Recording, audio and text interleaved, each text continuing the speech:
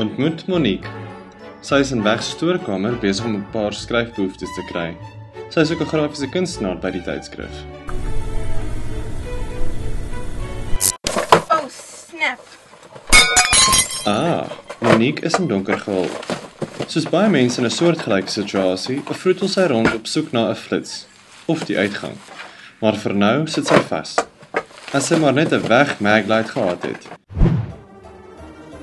Dis 'n klein, kompakte flits met 'n aluminium omhulsel en 'n ligstraal wat tot 145 meter ver skyn.